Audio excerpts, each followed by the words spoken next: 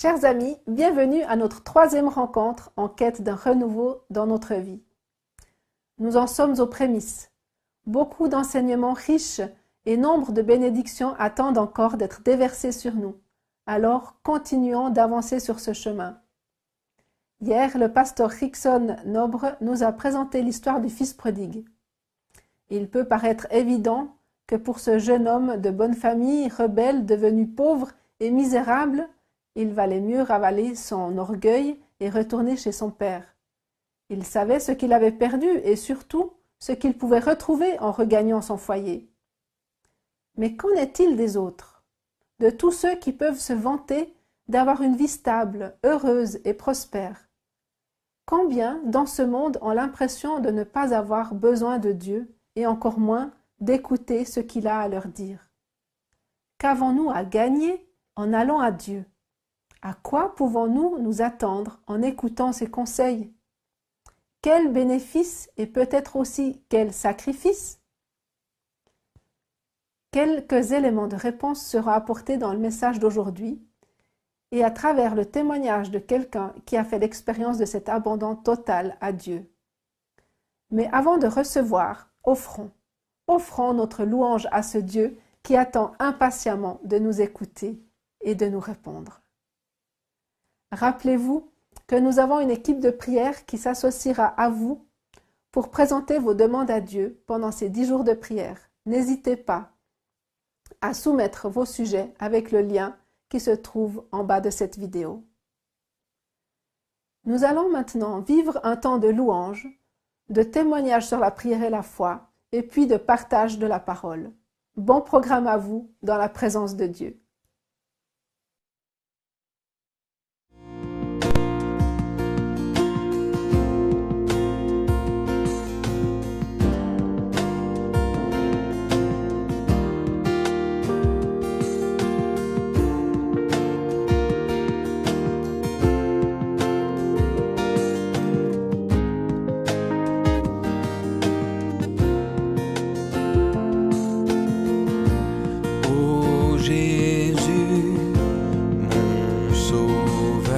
Seigneur, nul n'est comme toi.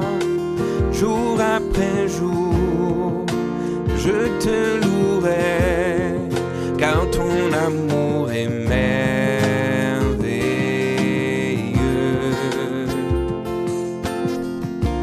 Mon abri, mon refuge, mon réconfort, mon rocher, ce qui vit, ce que je suis, ne cesse de t'adorer.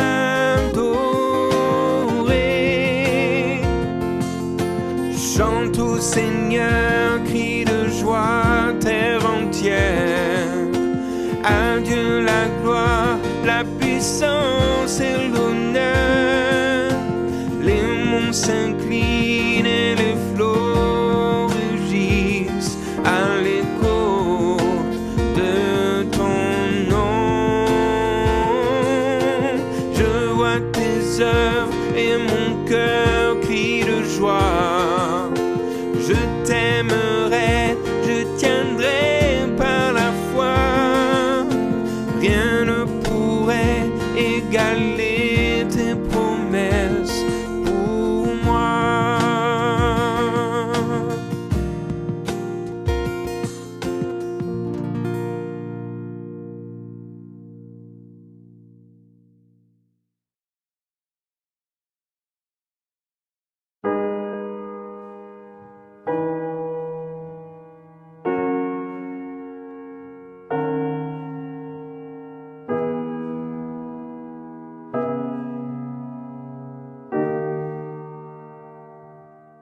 It was just a routine evening. We had supper together as a family. We had worship and prayer. My daughter was in her crib fast asleep, and I sent my 2 boys upstairs to get ready for bed. Alex was 10 and his brother Evan was 5. I heard this horrendous crash upstairs. It was so loud it sounded like a piece of furniture had fallen over. I rushed up the stairs. The first thing that I saw was Evan, my 5-year-old. He's standing at the doorway and he says, "Dad, Alex has fallen off of the bunk bed, the top bunk." He had been pulling back the blankets and somehow he had flipped over the side of the bed. And in a somersault action over the side of the bed, he had hit the floor, hitting the back of his head on the hardwood floor. I made it into the room and Alex, just 10 years old, crumpled on the floor. His eyes were open, and yet when I looked into his eyes, there was nothing there, just staring into space. So I called the paramedics. I asked my wife to get a flashlight, and I shined the lights into his eyes. One pupil was large, the other pupil was really small, and as I shined the lights into his eyes, they didn't move. Alex had hit the floor with such force that his pajamas were melted on his shoulder. His right hand was curled up tightly in front of him. He's posturing, seizing the right side of his face. It looked like every bone in his face was broken because of the muscles so contracted. And we knelt over him and prayed. I'd only had Alex for 10 years. And it looked like I was about to lose him. Anne-Marie was still kneeling next to Alex, still praying out loud, "God, have mercy on us and save my son." As I was kneeling beside him, I was praying, "Lord, what do I do? How do I save him? What do I do?" My eyes were closed, and I was waiting for something to happen. And then Alex began to make this noise, this guttural, gurgling noise. It sounded something like, "Ugh." And I said, "God, that's worse than no sound at all." I've heard that sound since then. I've heard it several times as I've been beside bedsides of hospice patients. They call it the death rattle. It's the sound that you make as you're dying. My son was dying in front of my very eyes. And I cried out again as I heard my wife praying beside me, "God, have mercy on us and save my son." As I continued to pray there with Alex with my eyes closed, I heard his voice. No gurgling, just his clear voice. And he said, "Dad, what happened?" I said, "Son, you've fallen off the top bunk. Don't move. Stay very still. You'll be okay." And he said, "Dad, what happened?" Over and over again, he asked the same question. About this time, the paramedics arrived, and by the time they made it upstairs and they entered the bedroom, Alex is lying there, his eyes open, communicating, answering their questions, moving his arms and his legs as they instructed him to, and everything seemed like nothing had ever happened. The ambulance drivers were so convinced that nothing was wrong, that everything was okay, that they told us that they were going to leave. We weren't quite satisfied that everything was okay, not after what we just experienced. And so we loaded Alex into the car and we drove to the hospital where they did a battery of tests. And besides a concussion, everything was fine. My name is Eric, and my prayer was answered.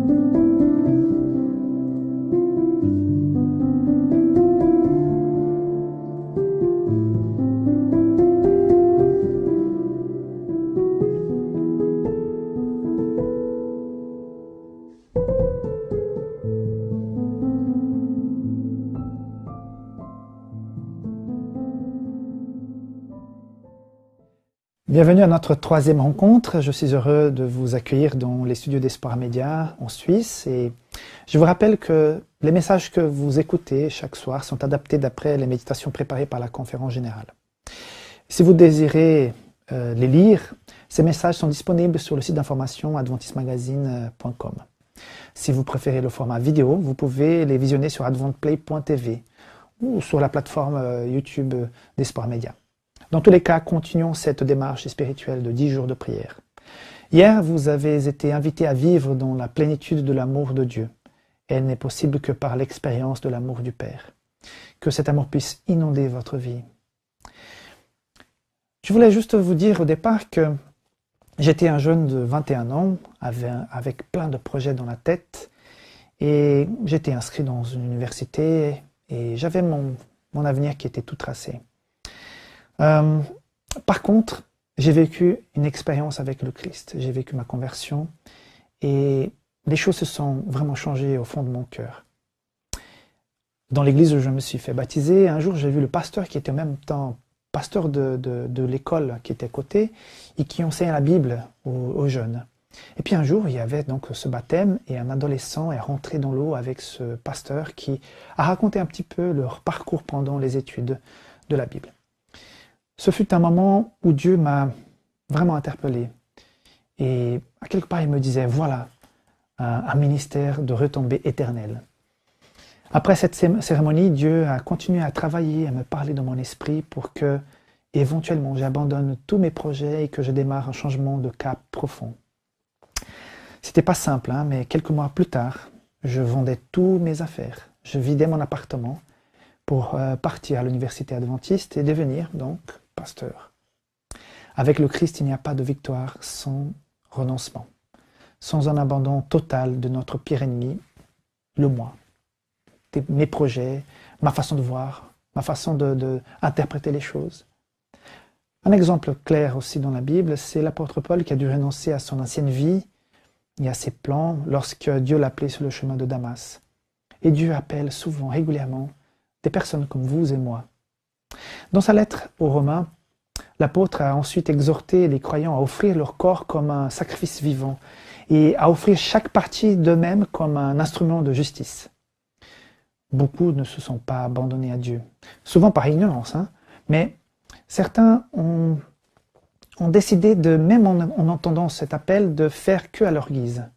Ils n'ont pas reçu la puissance du Saint-Esprit qui est le don qui fait naître dans notre cœur cette envie de changer. Mais comme toute autre promesse, celle-ci est conditionnelle. Il y a un bon nombre qui font profession de croire à la promesse du Seigneur. Ils parlent du Christ, ils parlent du Saint-Esprit, mais ils n'en retirent aucun bien. Ils ne consentent pas à être vidés et dominés complètement par des instruments divins. En tant qu'humains, nous résistons pour notre liberté, mais notre Père Céleste veut tout le contraire pour nous. Dans le livre Vers Jésus, à la page 65, il a été écrit ceci. « Dieu désire nous guérir et nous rendre la liberté. Mais comme cela nécessite une transformation complète de notre nature, il faut que nous abandonnions entièrement à lui. » Pas simple cette déclaration, pas simple du tout. C'est contre notre nature quelque part, cette nature qui a été brisée par le péché et qui nous a éloignés de cette relation avec Dieu depuis le Jardin d'Éden. Mais cet abandon est crucial, est fondamental. Un chrétien qui s'appelle Gary Williams a déclaré ceci concernant cette démarche.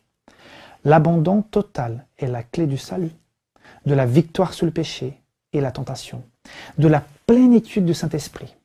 Donc, il ne faut pas se tromper. Une vie de péché n'est pas aussi libre que nous pouvons imaginer. Il n'y a pas d'espace vide dans l'existence humaine. Justement, dans le livre Jésus-Christ, encore à la page 462, il est dit ceci. Toute âme qui refuse de se donner à Dieu se place sous la domination d'une autre puissance. Elle ne s'appartient plus. Elle ne peut parler de liberté parce qu'en réalité, elle se trouve dans l'esclavage la plus radicale. Dominée par Satan, elle n'aperçoit pas la beauté de la vérité. Alors qu'elle se flatte de n'obéir qu'aux décisions de son propre jugement, elle est soumise à la volonté du prince de ténèbres. Le Christ est venu pour briser les entraves de l'esclavage du péché qui serre l'âme. qui nous met dans une cloison. Alors je vous demande, que se passe-t-il quand nous soumettons tout au Christ? Tout simplement la liberté. Oui, c'est là que nous sommes véritablement libres. Il est capable de nous libérer de la tyrannie de nous-mêmes. Quelles sont ces tyrannies? L'envie, le ressentiment, les querelles, la cupidité, la dépendance, la colère, l'orgueil, la vanité, le découragement, les complexes d'infériorité. J'en passe. N'oubliez pas que chaque être humain est pour lui-même son plus gros problème. Vous êtes vous, plus gros problème. Donc, c'est pas anodin. Dans le livre Jésus-Christ, page 462, Ellen White redit quelque chose sur ce sujet. Le changement qui se produit au moment où une âme se livre au Christ, cette âme a le sentiment d'une entière liberté. C'est l'âme elle-même qui bannit le péché. Donc, comme un potier qui ne peut que travailler avec l'argile qu'il a entre ses mains, il en est de même quand nous nous offrons à Dieu. Soumettre tous nos pouvoirs, nos envies, nos désirs à Dieu, en fait, simplifie grandement le problème de la vie. Il affaiblit et coupe court aux luttes avec nos passions, nos addictions, nos craintes. Alors pour moi, un des exemples dans la Bible qui montre la soumission totale et un abandon profond est celui d'Isaac. On pense tout de suite à son papa, Abraham, dans Genèse 22, quand les deux vont donc vers cette offrande. Mais je pense souvent à Isaac. Ils sont accompagnés de ses serviteurs pour aller vers le mont Moria. Les serviteurs restent en bas et j'imagine le papa et son fils qui montent. Et couteau, bois à la main, sur la route, le père et le fils peut-être ne parlaient rien, ne discutaient pas. J'imagine que pour Abraham c'était compliqué. Mais à un moment donné, Isaac demanda à son père « Où est l'agneau pour l'Holocauste ?»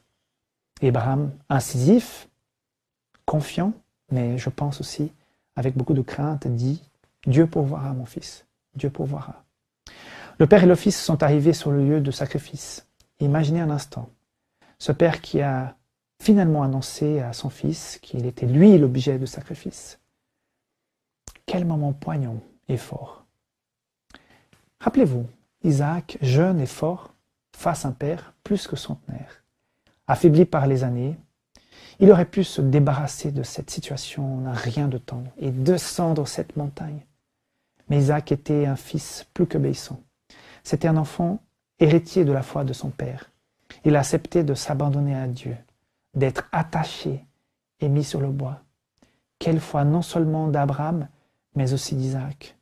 Quel courage de se remettre ainsi totalement à Dieu. Mais, quelque part, nous sommes aussi sur ce mont Moria et sur cet autel. Nous sommes à la fois comme Abraham, avec ce couteau dans la main, prêt à tout donner, à tout sacrifier, mais nous sommes aussi sur le bois, couchés, comme Isaac, prêts à sacrifier notre moi, prêts à donner ce que nous avons de plus précieux dans cette vie ici-bas. Finalement, l'ange du Seigneur a crié, il n'a pas laissé faire Abraham. Cela montre qu'un jour, au calvaire, Jésus est mort à notre place. Et il nous a remplacés sur la croix, mourant pour nos péchés. En fait, Abraham a vu par la foi l'agneau de Dieu qui enlève le péché du monde et qui enlèvera le vôtre aussi.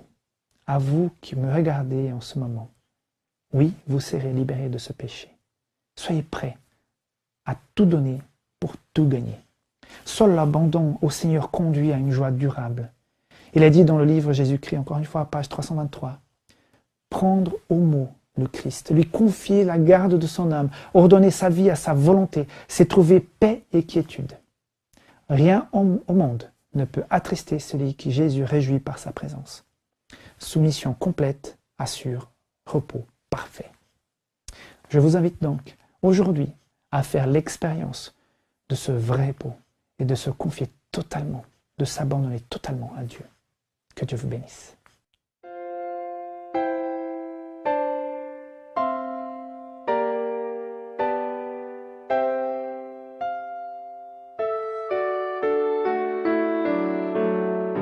Dieu est ici, il vient toujours nous bénir.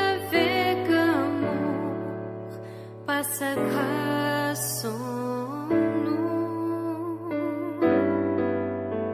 Maintenant, regardez, toute la création se met à adorer le Seigneur Jésus. Gloire à Dieu, le Créateur, qui est immortel, invisible. Le Seigneur Jésus soit honoré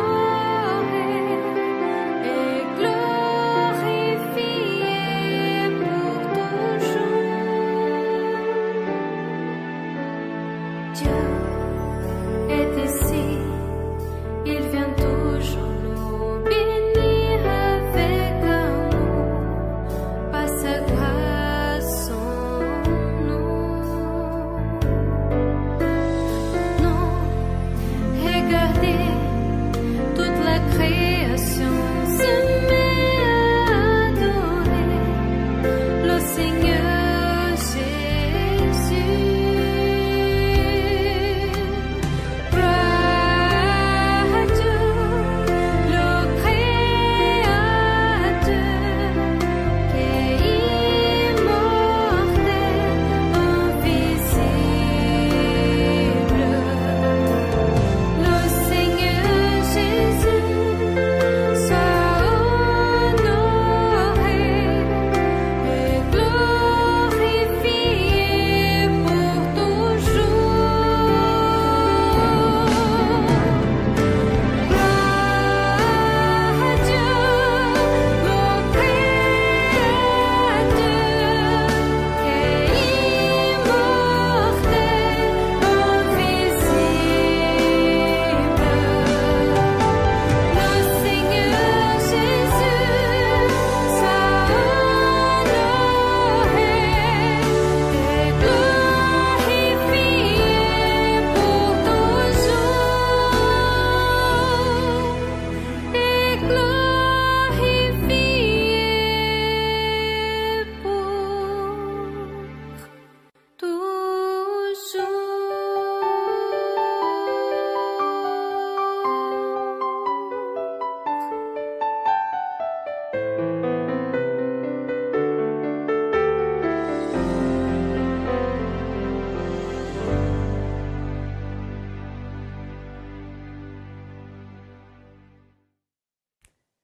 Merci au pasteur Rickson pour ce message si crucial que nous avions tous besoin d'entendre. Chers amis, abandonner veut aussi dire renoncer, et c'est là le troisième défi de ces 10 jours. Il ne s'agit pas de renoncer à n'importe quoi, n'importe comment. Le défi que Dieu veut nous lancer est d'accepter de renoncer à diriger notre vie à notre manière, pour le laisser implanter sa vision de nous en nous. Il s'agit d'abandonner notre façon de faire humaine pour que Dieu instaure le divin dans chaque aspect de notre vie. Cela n'est pas du tout naturel pour l'être humain. Ce défi ressemble plus à un combat. Et pour tout chrétien, les combats se gagnent à genoux. Alors, prions pour nous et prions aussi pour nos amis de notre liste de prières. Eux aussi ont besoin de ce renouveau et certains peut-être ne le savent même pas. N'oubliez pas que vous pouvez partager vos demandes d'intercession avec notre équipe de prière. N'hésitez pas à tous les soumettre avec le lien qui se trouve en bas de cette vidéo. Nous nous associerons à vous et présenterons vos requêtes à Dieu pendant les 10 jours de prière. C'est dans cet esprit de prière et d'intercession que nous vous laissons aujourd'hui. Que le Seigneur vous guide dans ses premiers pas vers le changement et le renouveau. Bonne soirée à chacun de la part de l'équipe d'Espoir Média en Suisse et à demain à 19h.